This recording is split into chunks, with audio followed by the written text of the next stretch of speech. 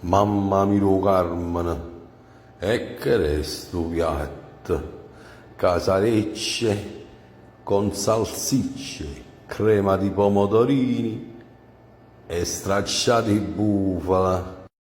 Andiamo ad assaggiare che buon caffè. Una volta andiamo a preparare la ricetta perché ha ricordato per il latte d'oro cuoco do trova.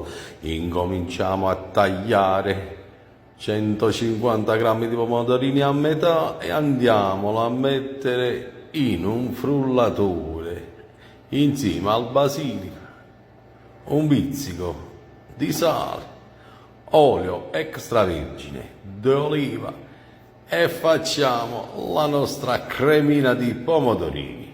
Mettiamo da parte.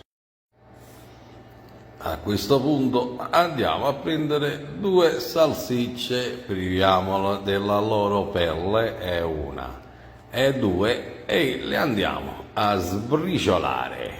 Adesso andiamo ai fornelli.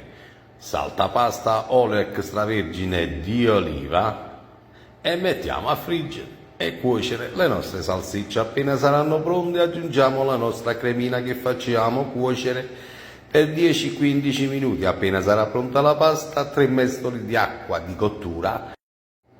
Aggiungiamo le nostre casarecce e facciamo amalgamare il tutto. Aggiungiamo una bella cascata di parmigiano e facciamo ancora amalgamare il tutto. E adesso non ci rimane che mettere la nostra mitica stracciata di bufala. E a chi è che non piace? Guardate là che spettacolo! Facciamo una bella mescolata a fiamma lentissima, facciamola sciogliere bene e signori miei non ci resta che impiattare. E buon appetito a tutti, arrivederci alla prossima ricetta e non vi scordate mai, a Totoro Cuoca, Totoro.